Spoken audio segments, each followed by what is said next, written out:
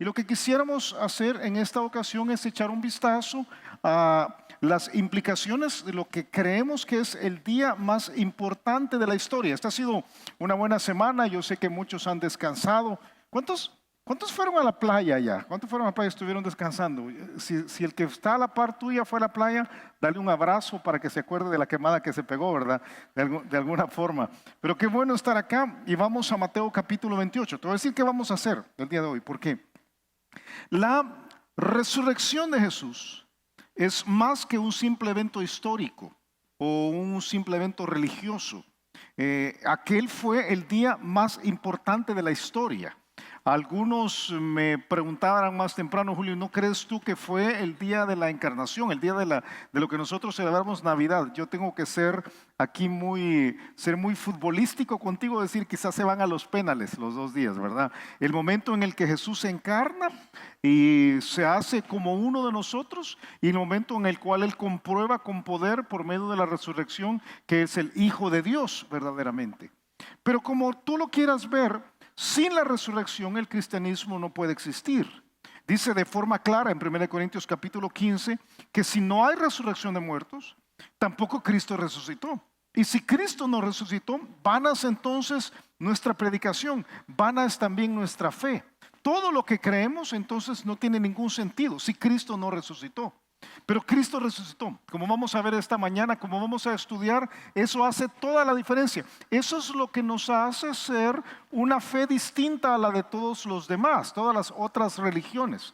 Tú puedes visitar la tumba de los líderes de las otras religiones y en cada caso vas a encontrar algún tipo de adoración a esa tumba, pero vas a la tumba de Jesús y la tumba de Jesús está vacía. Él sencillamente no está. Ninguna otra religión depende de la resurrección de su líder. Fíjate, las otras religiones dependen regularmente del carisma de su líder, de la capacidad de generar un movimiento, pero ninguna depende de la resurrección. Para los cristianos es diferente. La tumba vacía es la piedra angular de nuestra fe. Sobre la resurrección se sostiene todo lo que nosotros creemos. Ahora, yo sé que te dije que fueras a Mateo capítulo 28, pero te mentí. Pero por ser día de la resurrección, perdóname, por favor. Ven a Efesios capítulo 1. Quiero enseñarte un pasaje antes de leer Mateo capítulo 28. Efesios capítulo 1. Quiero mostrarte que sí, es cierto que esto tiene una implicación a nivel religioso, a nivel espiritual, a nivel grande. Pero sinceramente tiene unas implicaciones muy personales. Aquí en Efesios capítulo 1, Pablo está orando por los creyentes de la iglesia de Éfeso. Podría haber estado orando por nosotros igualmente. Y podría haber dicho las mismas palabras. Pablo oraba, versículo 17, para que el Dios de nuestro Señor Jesucristo, el Padre de gloria, os dé espíritu de sabiduría y de revelación en el conocimiento de Él. Pablo podría haber orado porque tú y yo tuviéramos la capacidad de conocer a Jesús. Eso es lo que está diciendo. Alumbrando los ojos de vuestro entendimiento, para que sepáis, para que tú sepas cuál es la esperanza que los ha llamado y cuáles las riquezas de la gloria de su herencia en los santos. Pablo oraba para que los cristianos pudieran tener la esperanza que debemos tener y que entendiéramos a dónde está fundamentado, dónde está fundado esta capacidad, esta posibilidad del futuro. Y dice versículo 19, ¿y cuál la supereminente grandeza de su poder para con nosotros los que creemos, según la operación del poder de su fuerza? Y dice versículo 20, la cual operó en Cristo. ¿Y cómo lo hizo? Estoy de acuerdo. Resucitándole de los muertos y sentándole a su diestra en los lugares celestiales. Lo que yo quiero que tú veas esta mañana es que la resurrección de Jesús sí tiene una implicación religiosa grande, pero tiene implicaciones específicas para ti. Estábamos conversando con Steve. Steve me estaba recordando una historia de una pareja que va a Tierra Santa, va a Jerusalén a pasar unas vacaciones y deciden llevarse a la suegra de él, o sea, la mamá de ella. Y cuando están en Israel, la mamá de ella, o sea, la suegra de este hombre, tiene un infarto y muere. Y entonces una circunstancia gravísima, ¿verdad? del hospital, al hospital llegan los representantes de una casa funeraria, la llevan a la casa funeraria y entonces esta pareja va a hacer los trámites de qué es lo que se tiene que hacer. Y le dice el dueño de la casa funeraria, tenemos dos opciones. Podemos enviarla de regreso al país de ustedes, eso va a costar un poco más de $5,000. O podemos enterrarla aquí y eso cuesta unos $300 más o menos. Entonces dice el hombre inmediatamente, no, vamos a pagar los $5,000. Ella tiene que ir de regreso para nuestra casa, ¿verdad? O sea, no lo podemos dejar acá. Y le dice la esposa, gracias mi amor, yo no sabía que tuvieras tanto aprecio por mi mamá, o sea, muchas gracias. Y le dice el esposo, no es tanto el aprecio, es que yo escuché que aquí hace 2000 años alguien resucitó y no puedo correrme riesgo desde... Yo no sé. Pregúntale a Steve. Steve fue el que me lo contó, la historia. Aquí el punto es, Jesús resucitó. ¿Qué implicaciones tiene para ti? ¿Qué implica para nosotros que estamos sentados aquí este domingo en la mañana y que tenemos cualquier cantidad de circunstancias con las cuales lidiamos? ¿Qué implica que Jesús haya resucitado? Porque Jesús resucitó. Y de este pasaje que vamos a leer, Mateo capítulo 28, versículos 1 al 10, yo creo que hay al menos tres implicaciones, si puedo decirlo así, que tocan nuestra verdad, nuestra vida de todos los días. Lo primero es que es un desafío a nuestra fe. Fíjate, la resurrección de Jesús confronta la realidad como nosotros la conocemos, porque en nuestra realidad los muertos no andan resucitando. O sea, tú y yo hemos asistido a cualquier cantidad de velorios y de funerales a lo largo de nuestras vidas y en nuestra realidad no experimentamos y no esperamos que un muerto resucite. Ahora, si tú me dices, pero Julio, yo he pasado por un proceso médico de resucitación, yo estuve muerto temporalmente, alguien me dio RCP, ¿verdad? Me dio respiración artificial, me pusieron en unas máquinas y ahora estoy vivo. Es cierto. Tú puedes haber experimentado una resucitación diferente a una resurrección, pero si tú pasaste por una resucitación, te levanto la mano derecha y te digo como palabra de hombre que te vas a volver a morir. O sea, no has experimentado la resurrección, el tipo de resurrección de Jesús. Jesucristo resucitó para no volver a morir. Y lo que vamos a ver en unos momentos, lo que vamos a leer, va a confrontar nuestra realidad, va a confrontar nuestras creencias. Y tú tienes que llegar a una de dos conclusiones. Vas a ver que el pasaje que vamos a estudiar tiene dos grupos. Tiene un grupo que son las mujeres y otro grupo que son los soldados romanos. Y tú estás en uno de los dos grupos. O crees que la resurrección fue una mentira, que va a ser el caso de los soldados romanos, y la rechazas, o crees que fue verdad y la abrazas con toda tu alma. Pero por favor, no tengas esta actitud tan salvadoreña que algunas veces tenemos, donde uno dice, mire Julio, es que yo ni creo, ni dejo de creer. O sea, yo tengo es que uno no puede totalmente estar vendido a una de las dos posibilidades. Yo mejor ni creo, ni dejo de creer. No se puede hacer eso con la resurrección. O crees, y eso implica algunas cosas, o no crees. Mira lo que pasa aquí, Mateo capítulo 28, sí, al pasaje que te dije que fuéramos, Mateo capítulo 28. Y quiero irte explicando qué sucedió allí. Dice, versículo 1. Pasado el día de reposo, al amanecer del primer día de la semana, vinieron María Magdalena y la otra María a ver el sepulcro. Ahora, te voy a ir llevando trocito por trocito en esta ocasión. Yo quiero que veas que lo primero que sucede ahí es una transición dispensacional. Y déjame ponerme teológico por unos instantes, aguántame. Hasta ese momento, Dios ha tratado primariamente con la nación de Israel. Y para la nación de Israel en particular, el día de reposo, el día sábado, ha sido la clave.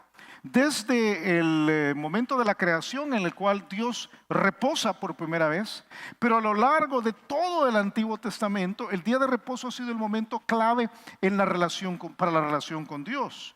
Algunas veces ha habido algunos días de reposo especiales, pero en este caso en particular está refiriéndose al día sábado. Por eso dice en el versículo que pasado el día de reposo, al amanecer del primer día de la semana. ¿El primer día de la semana qué día es, hermanos? domingo, ¿verdad? Por eso estamos ahora aquí un día domingo, porque ya no más estamos en el sistema en el cual el día de reposo era la clave. Por cierto, aunque no es mi tema esta mañana, pero solo para que tú tengas un poco más de información. Esta es la razón por la cual no celebramos el día de reposo. El día de reposo era algo entre Dios e Israel. Entre Dios e Israel. El día de reposo estaba dentro de los 10 mandamientos, pero los 10 mandamientos son parte de la ley que Dios dio a Israel. De estos 10 mandamientos, 9 se repiten en el Nuevo Testamento para la iglesia. El único que no se repite es guardar el día de reposo, porque el día de reposo era para la nación de Israel. ¿Dónde está esto? Éxodo capítulo 31 dice: tú hablarás a los hijos de Israel, Moisés, ¿verdad? Dios está diciendo a Moisés, tú hablarás a los hijos de Israel diciendo, en verdad, vosotros, los hijos de Israel, guardaréis mis días de reposo, porque es señal entre mí y vosotros, los hijos de Israel, por vuestras generaciones, las generaciones de los israelitas, para que sepáis que yo soy Jehová que os santifico, los aparto a ustedes, los hijos de Israel. Así que guardaréis el día de reposo porque santo es a vosotros. Pero por eso no lo hacemos nosotros el día sábado, porque era algo entre Dios e Israel, dice. El que lo profanare de cierto morirá, porque cualquiera que hiciere obra alguna en él, aquella persona será cortada de medio de Israel, de su pueblo. En el Nuevo Testamento, y a partir de este evento que estamos estudiando el día de hoy, el domingo toma una preponderancia. Y tú ves en el libro de Hechos en varias ocasiones que el primer día de la semana, ¿verdad? Ese es cuando se reunían los cristianos. Por eso hasta el día de hoy nosotros nos reunimos el día domingo, el primer día de la semana, reunidos los discípulos para partir el pan.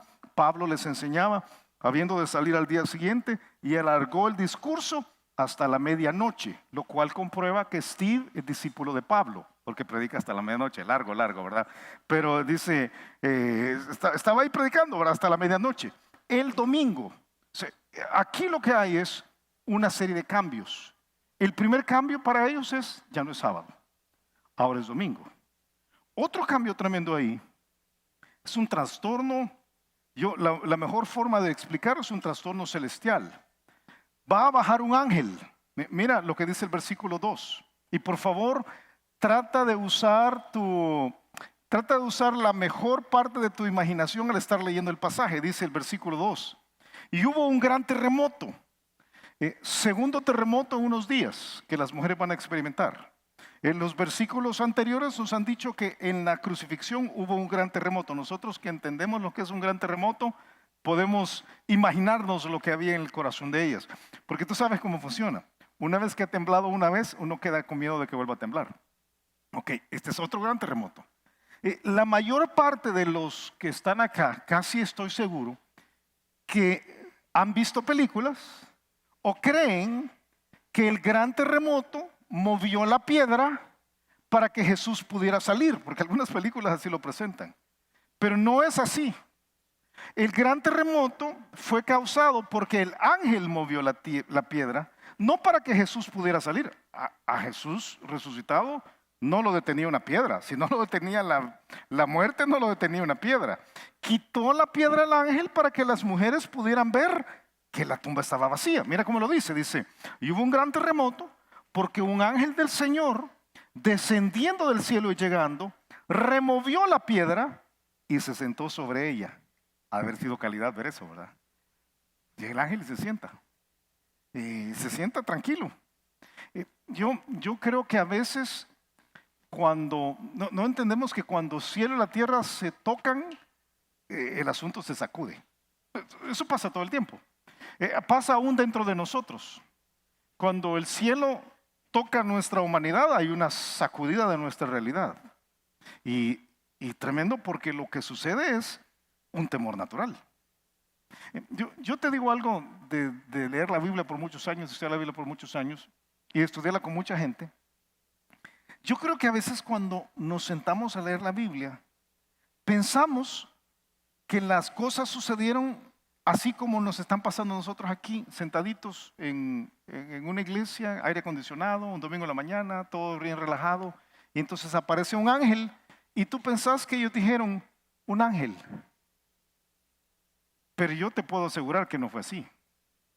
Si un ángel se apareciera aquí hoy en la mañana, tú no dirías, ve un ángel.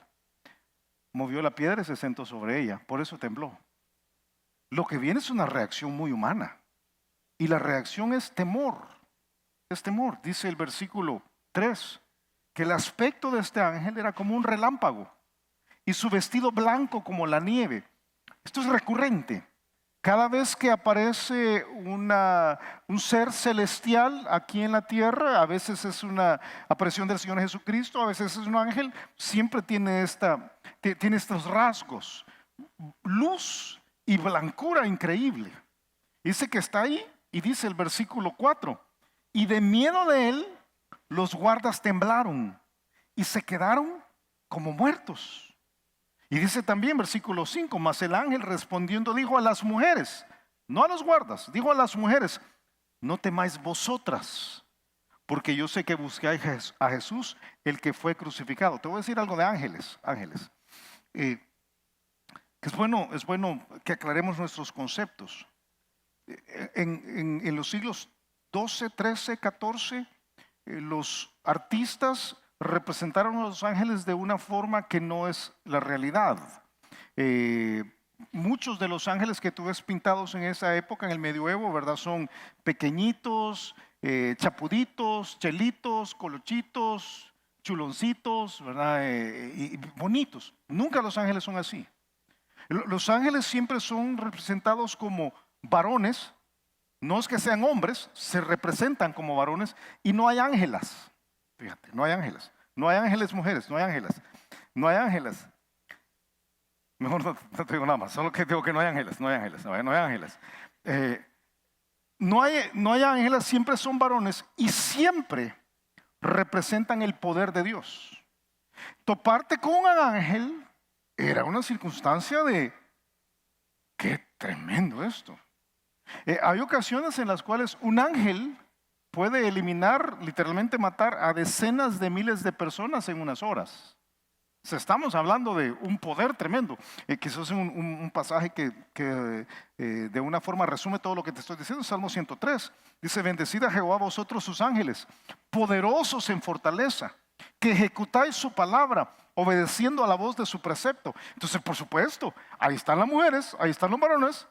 Viene un ser que desciende del cielo, mueve la roca que está tapando la tumba, la roca rueda, la tierra se sacude, él se sienta sobre la roca y todos tienen miedo. Dice que caen como muertos. Yo no sé qué habrá sido eso, como catatónicos, ¿verdad? Y tirados. Y para eso que fue un ángel. Un ángel. Cuando el Señor Jesucristo estaba en la cruz, Él dijo que podía llamar a 12 legiones de ángeles. O cuando estaba camino a la cruz, podía llamar a 12 legiones de ángeles. 12 legiones de ángeles son 81.912 ángeles. Si uno era para darte miedo, imagínate más de 80.000. Dice que ahí está el ángel. Y este ángel, él hace la diferencia entre los guardas y las mujeres. Yo te pido que prestes atención porque tú estás en uno de los dos grupos.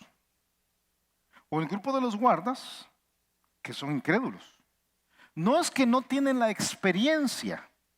Tienen la experiencia, pero no la creen espiritualmente. Estos tuvieron miedo, temblaron, cayeron como muertos. Pero estos mismos ángeles son los que son sobornados unos días después. Estos mismos guardas son sobornados unos días después. Cuando los judíos y los romanos quieren justificar la ausencia del cuerpo de Jesucristo, ellos dicen, vamos a mostrarles a los guardas que van a dar testimonio de que el Señor fue robado. Entonces, ellos no creyeron. Si hubieran creído, jamás se habrían dejado sobornar. Y tienes a las mujeres. Las mujeres son el otro tipo de persona. Ellas creen. A ellas los ángeles les dicen, el ángel les dice, no teman, no se preocupen. Yo sé cuáles son sus intenciones. Ustedes están aquí buscando a Jesús. Entonces no teman. Vengan más bien y comprueben. Ustedes pueden comprobar la ausencia de Jesús. Y son ellas las que después de este evento van a ir a anunciar que Jesucristo resucitó. Porque si tú te pones a pensar, hay dos tipos de personas. Los que no creen y los que creen. Ahora, si tú me dices, Julio, no, yo ni uno ni otro, no es cierto. No es cierto. Tú estás en uno de los dos lugares. Y por cierto, mantener una posición tibia nunca es algo que que Dios apruebe. Dice Apocalipsis capítulo 3, yo conozco tus obras, que ni eres frío ni caliente. Ojalá fueses frío o caliente. Ojalá estuvieras definido, es lo que está diciendo. Pero por cuanto eres tibio y no frío ni caliente, te vomitaré de mi boca. ¿Tú sabes cómo funciona esto? Yo creo que el asunto es así, mira. A un mismo evento, a un mismo juego de circunstancias, dependiendo qué hay dentro de nosotros, tenemos una reacción distinta. Déjame ejemplificarlo así. Si tú agarras un huevo y lo metes en agua hirviendo, ¿qué le pasa al huevo? Se endura, ¿verdad? Y si agarras una papa y la metes en la misma agua hirviendo, ¿qué le pasa a la papa? Es la misma agua, está hirviendo igual. Pero el huevo, por ser huevo, se endura. La papa, por ser papa, se ablanda. Ok, con mucho respeto, o eres huevo o eres papa. De hecho, mira a la persona que tienes a la par y dime qué forma tiene. No tienes que hacerlo, por favor. Así me decían a mí hace años. Me decían su santidad. Por el cuerpo de papa, me decían a mí. Depende de cuál sea depende cómo lo quieras. Es el mismo evento. Es la misma resurrección. Es la misma crucifixión. Es el mismo juego de evidencias. Pero tú vas a reaccionar de una de las dos maneras. Y algunos son tibios. Tú sabes que sobre la resurrección de Jesús hay cualquier cantidad de personas que el día de hoy dicen, no existió, eso no se dio. Es que lo que pasó es que Jesucristo en la cruz se desmayó, fíjese. Y entonces después los discípulos lo sacaron de ahí y él se fue para Cachemira en la India y recibió la información de los iluminados y qué terrible. Hace unos años un pastor famoso en Estados Unidos se llamaba J. Vernon McGee. Él escribía una columna, una serie de columnas en muchos periódicos y había un foro de preguntas y respuestas en una de sus columnas. Y entonces le escribió a una mujer después de un domingo de resurrección y le puso, estimados señores, nuestro pastor dijo el domingo de resurrección que Jesús se desmayó en la cruz y que los discípulos lo cuidaron hasta que recuperó la salud. ¿Qué piensan? Entonces el señor McGee contesta, y porque firmaba desconcertada. Sí, firmaba.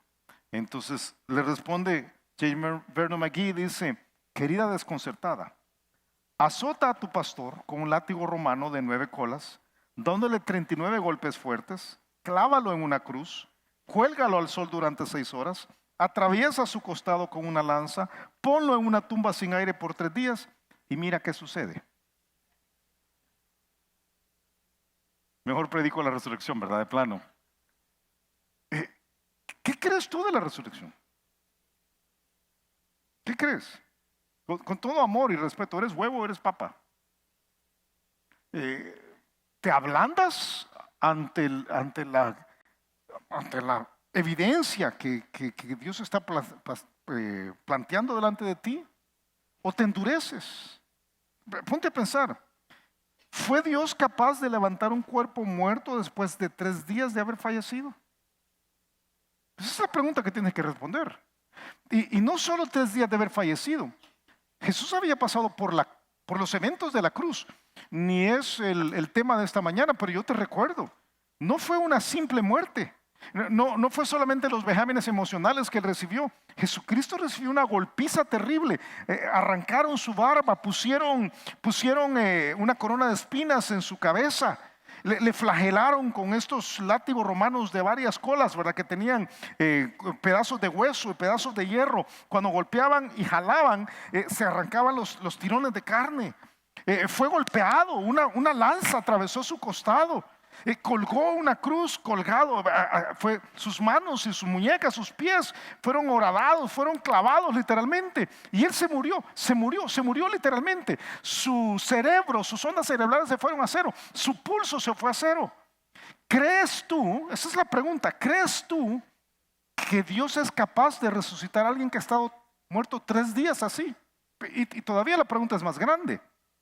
¿Crees tú que tiene el poder para que tal acción haya venido de Jesús mismo?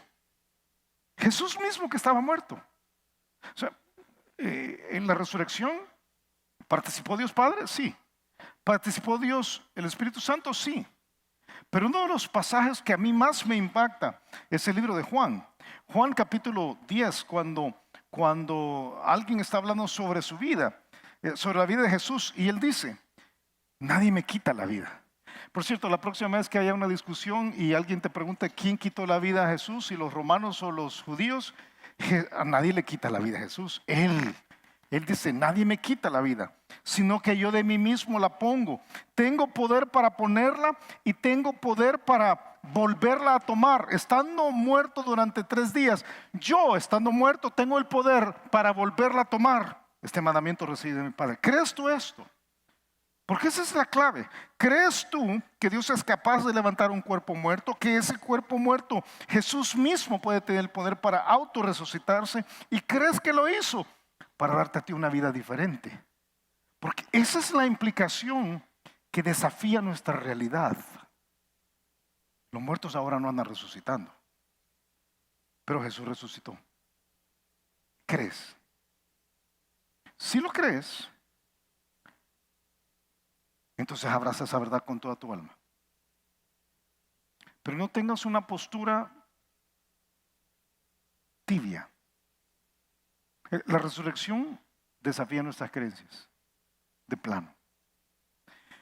Pero si crees, mi hermano, la resurrección causa regocijo. Ponte a pensar, Jesús resucitó. Mira los versículos siguientes, porque hasta este momento ellas solo han tenido un encuentro con el ángel. Dice el versículo 5. Mas el ángel respondiendo dijo a las mujeres, no temáis vosotras, porque yo sé que buscáis a Jesús el que fue crucificado. No está aquí, pues ha resucitado. Esa frase debería estar subrayada en nuestras Biblias.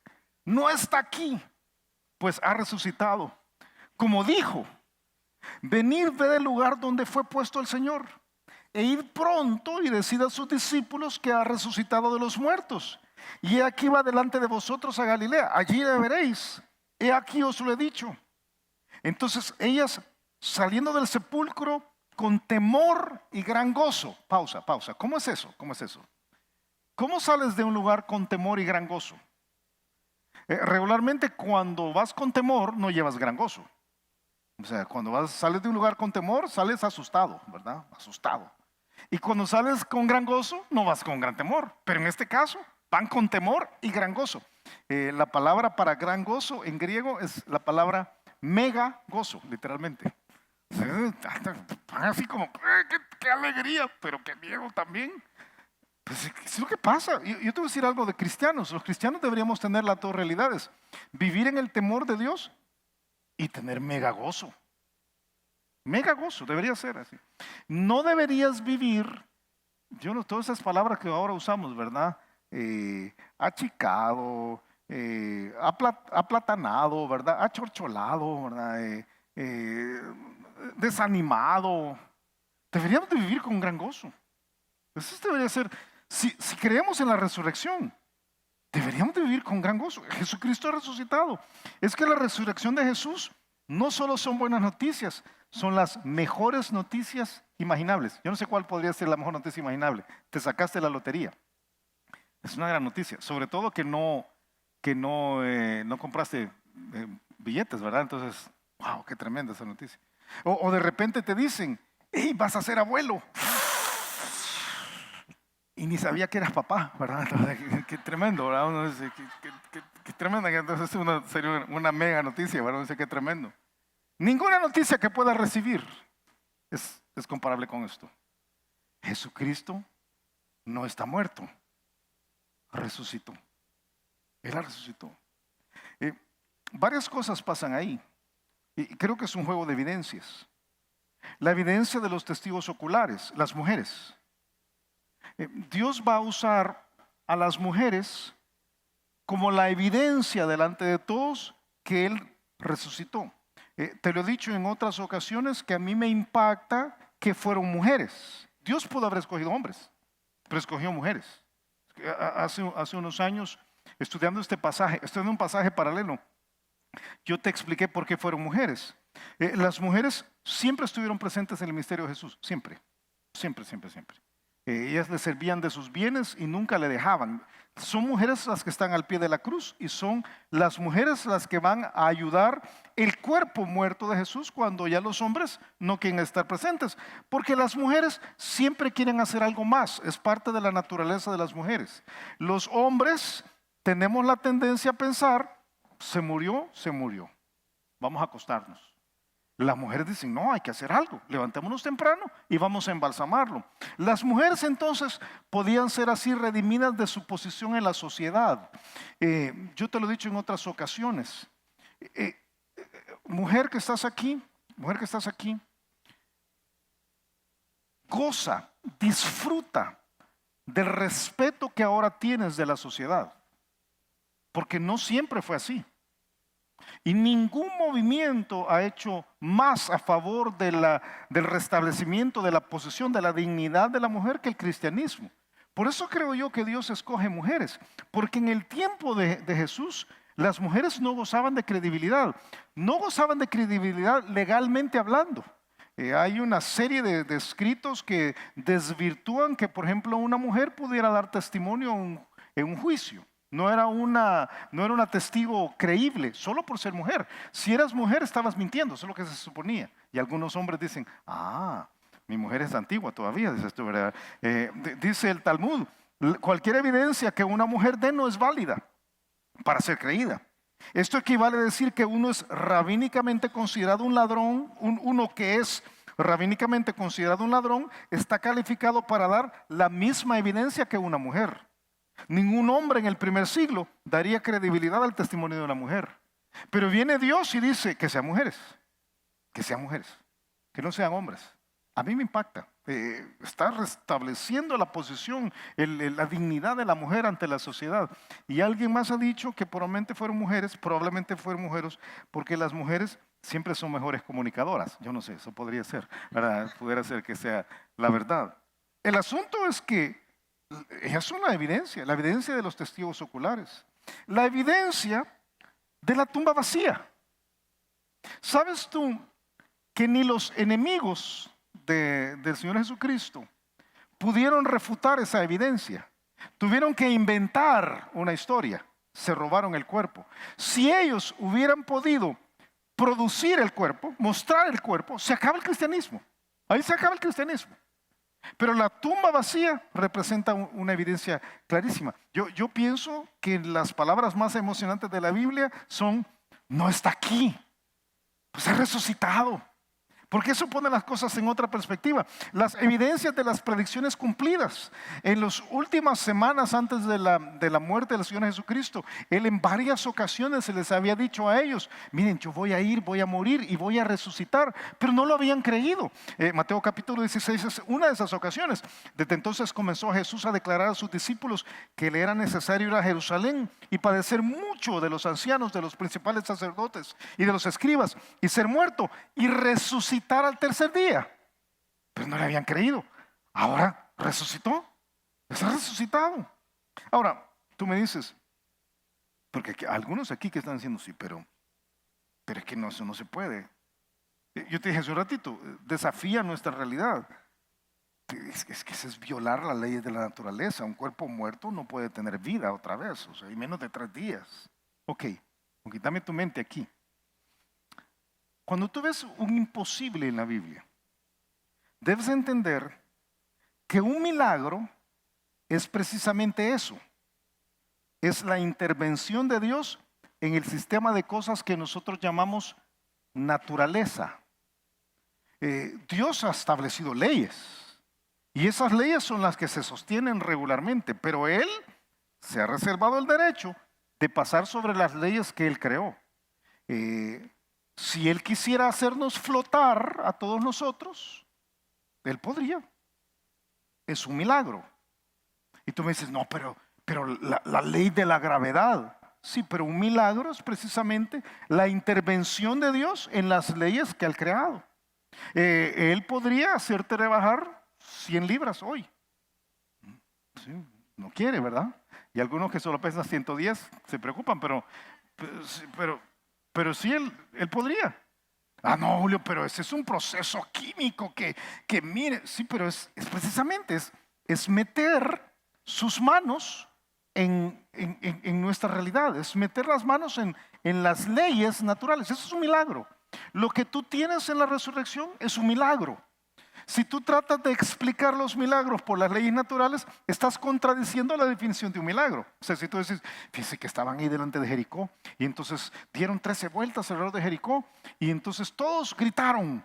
Y cuando gritaron se produjo un eco tan grande que llevó las estructuras de los muros de Jericó a un punto que los ingenieros llaman el punto de resonancia, que hicieron que todo colapsara.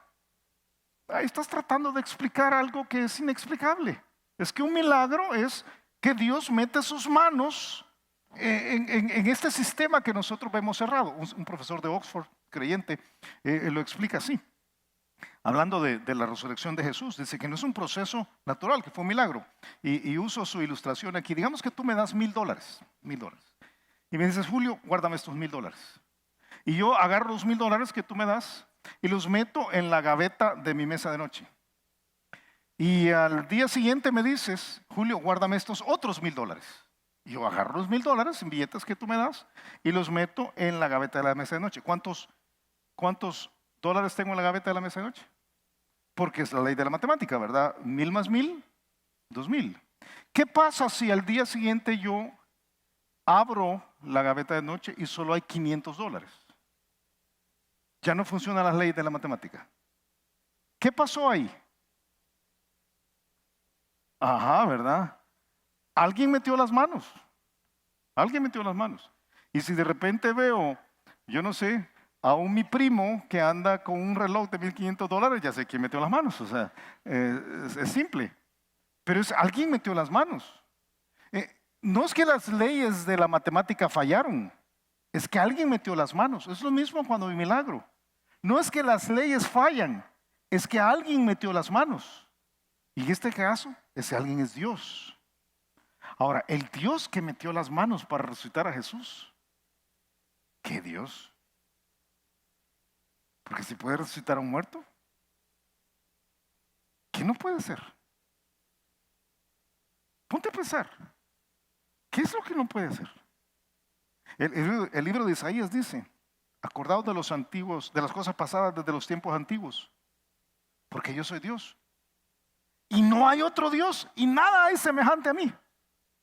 Dios es Dios, que anuncio lo por venir desde el principio, desde la antigüedad, lo que aún no era hecho, que digo, mi consejo permanecerá y haré todo lo que quiero. O sea, si Dios es capaz de resucitar a un muerto, Él puede hacer lo que Él quiera, literalmente lo que Él quiera.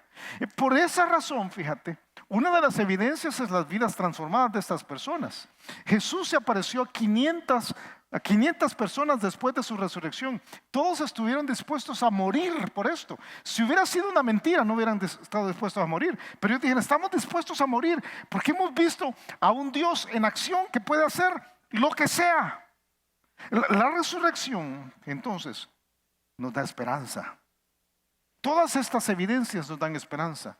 Dios puede encargarse de lo que sea por difícil que parezca. Escúchame. Si Dios puede resucitar un muerto, puede resucitar tu matrimonio. Y puede resucitar tu carácter. Tu amargura que has arrastrado por 20 años, puede resucitarla.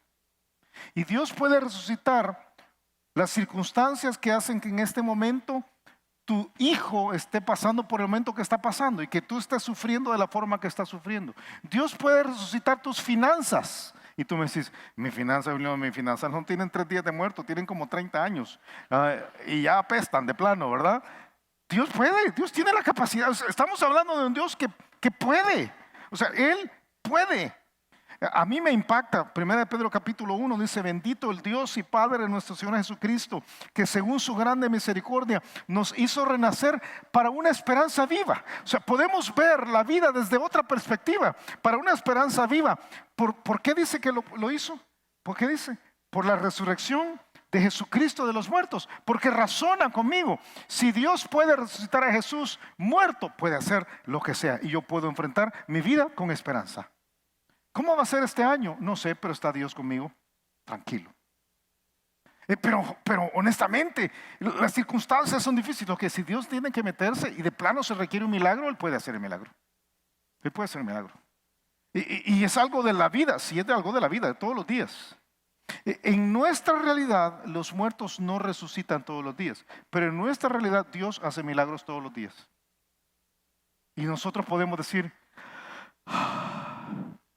tenemos un Dios que es capaz. Pero, y déjame cerrar con esto. Si la resurrección confronta nuestra realidad y nos hace definir, creo o no creo, y me da el gozo para vivir una vida en la cual puedo descansar en Él, también crea una responsabilidad gigantesca. Mira cómo termina el pasaje. Versículo, por lo menos el pasaje que vamos a estudiar. Dice en el versículo 8 al final. Mientras iban a dar las nuevas a los discípulos, he aquí Jesús les salió al encuentro, diciendo, salve. Y cuando tú encuentras en la Biblia signos de admiración, implica que Jesús no dijo, salve. O sea, salve. Que yo no sé tú, pero a mí me habría dado un susto terrible. Si yo, imagínate, yo soy una de las mujeres que va a embalsamar el cuerpo muerto de Jesús.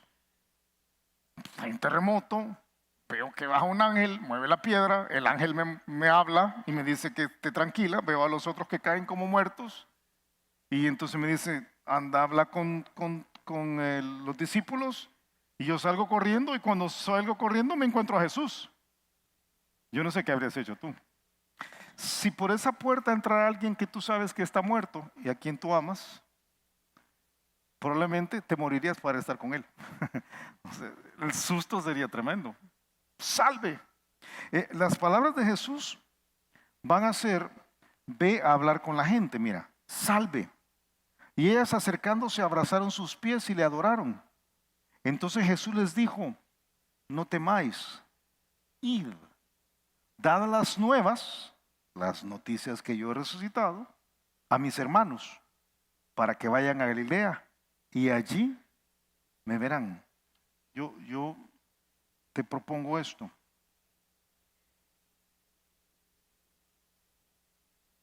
Si de verdad creemos, tenemos la gran responsabilidad de compartir la noticia más importante en el mundo con aquellos que no tienen esperanza.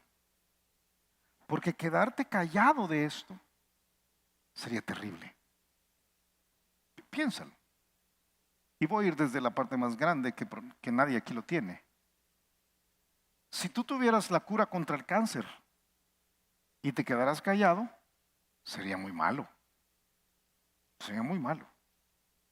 Pero si tú tuvieras la solución a los problemas de tu familia y te quedaras callado, sería muy malo.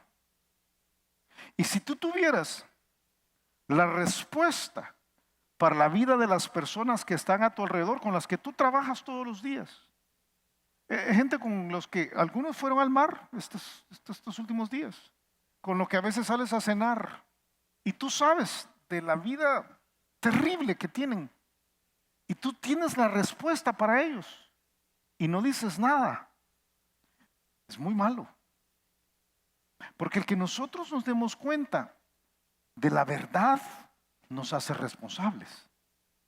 Y cuando no hablamos, es una de dos. O somos muy irresponsables o no creemos. A mí me llama la atención que las palabras de Jesús aparecen en dos trozos. Lo primero es un saludo. Salve quiere decir, literalmente quiere decir regocíjense, alégrense. Pero antes de darles la segunda parte, donde les dice, vayan a hablar con mis hermanos, Él espera ver la reacción de ellas. Ahora, la segunda parte, donde se vayan a hablar con mis hermanos, es curioso porque hay un debate. ¿Quiénes son los hermanos de Jesús? Porque dice, vayan a hablar con mis hermanos. Y pudieran ser varios. Pudiera ser la nación de Israel, pudieran ser los hermanos.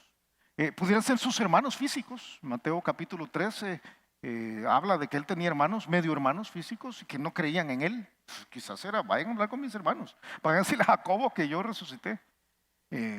Pudieran ser sus hermanos discípulos. Yo creo que la forma más simple de verlo es como la Biblia lo presenta, ¿verdad? Jesús definió quiénes eran sus hermanos. Extendiendo su mano hacia sus discípulos, dijo en Mateo 12, he aquí mi madre y mis hermanos, porque todo aquel que hace la voluntad de mi Padre que está en los cielos, ese es mi hermano y hermana y madre. Entonces probablemente le está diciendo, vayan a hablar con aquellos que creen, que se vayan para Galilea, yo ahí les voy a dar la gran comisión. Es posible. Ahora, se los dice hasta que ellas han reaccionado. Y la reacción está ahí en el versículo, está en el versículo 9, mira, ya lo pasamos. Dice, he aquí Jesús les salió al encuentro diciendo salve. Y ellos hicieron tres cosas. Acercándose, abrazaron sus pies y le adoraron. Y dame tu corazón porque estoy cerrando y tiene que ver contigo.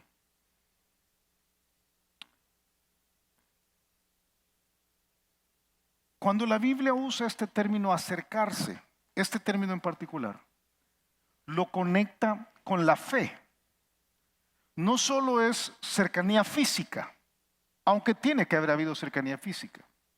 La Biblia es el pasaje que tú conoces mejor que ningún otro sobre esto, está en Hebreos capítulo 11, versículo 6, que dice, pero sin fe es imposible agradar a Dios, porque es necesario que el que se acerca a Dios crea que le hay y que es galardonador de los que le buscan.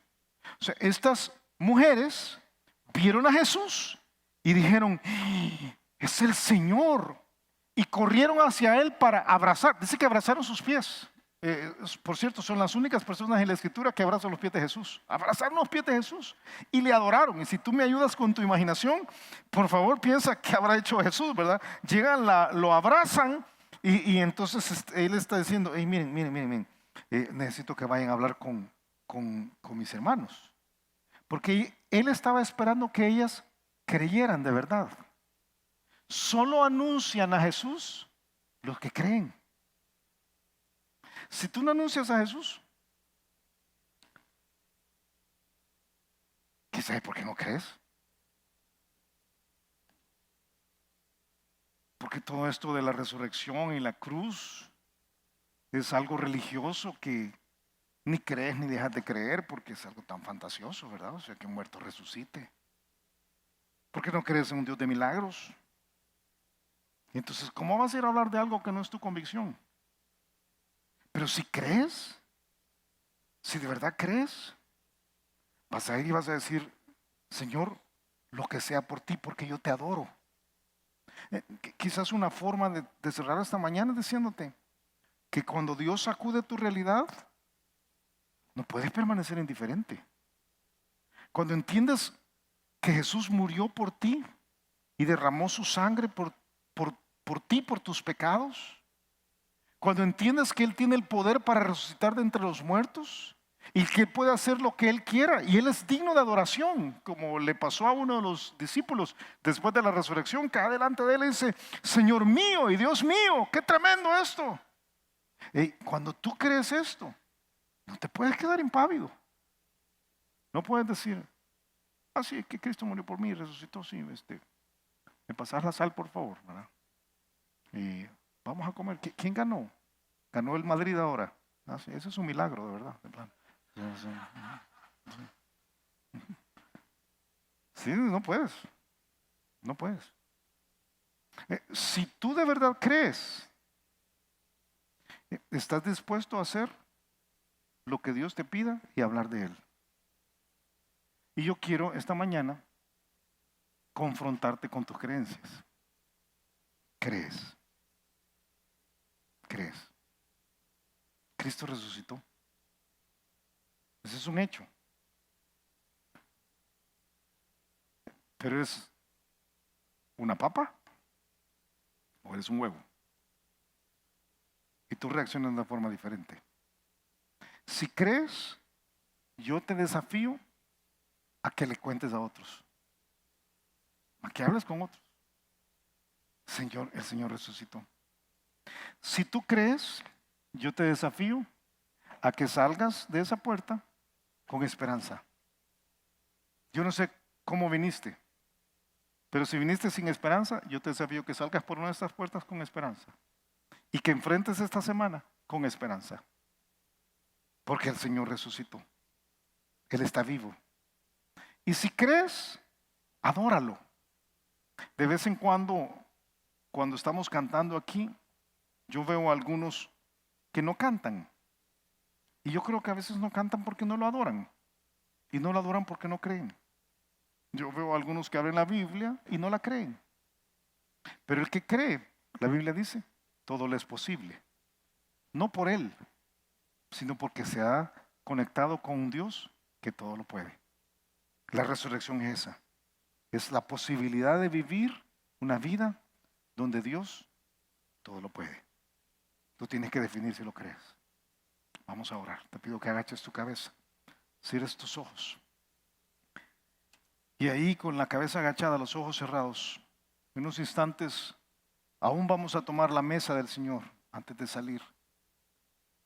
Pero yo quiero cerrar dándote a ti la oportunidad de expresar tu creencia.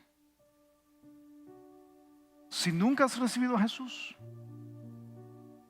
yo te pido que veas dentro de tu corazón. Quizás has sido religioso toda tu vida. Has sido evangélico toda tu vida, has sido católico toda tu vida. Eso realmente no tiene ninguna importancia. Pero en tu corazón no ha habido fe.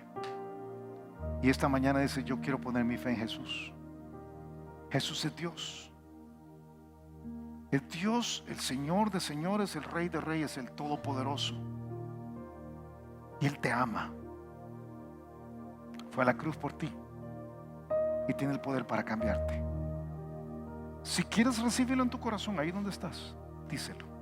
Dile en el fondo del alma, dile, Señor, yo creo en ti, Señor. Y me arrepiento de que no te he tenido en mi vida hasta este momento. Y te pido que entres a mi corazón. Díselo. Salva mi alma, Señor. Cambia mi vida. Yo me entrego a ti. Y dame la esperanza para enfrentar cada día hasta que tú vengas. Con la cabeza agachada, los ojos cerrados. Si tú acabas de orar expresando esto en el corazón, nunca lo habías hecho, pero hoy estás tomando la decisión de conectar con Dios. Y lo hiciste de verdad, ahí donde estás. Yo te pido que lo indiques levantando tu mano. Levanta tu mano y la bajas. Acabas de orar conmigo. Yo veo tu mano, muy bien. ¿Habrá alguien más? ¿Habrá alguien más? Levanta tu mano y la bajas. Yo veo tu mano aquí, muy bien también. ¿Habrá alguien más? Levanta tu mano y la bajas. Es una decisión muy tuya. Yo veo tu mano también. ¿Habrá alguien más? Yo veo tu mano allá también, muy bien. ¿Habrá alguien más? ¿Habrá alguien más? Y una segunda invitación, y yo sé que vamos a tomar unos instantes más para quedarnos aquí y tomar la mesa del Señor. Tú vas a poder hablar con Él. Pero tú reconoces que no has estado viviendo en el poder de la resurrección. Se te había olvidado quién es Dios. Lo habías pasado por alto. Y el día de hoy dices, eso cambia.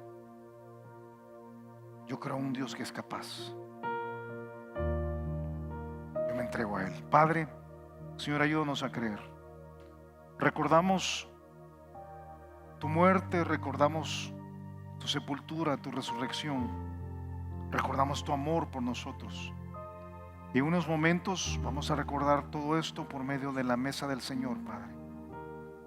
Y te lo agradecemos. Danos la capacidad para vivir en el poder de esa resurrección y enfrentar nuestra realidad.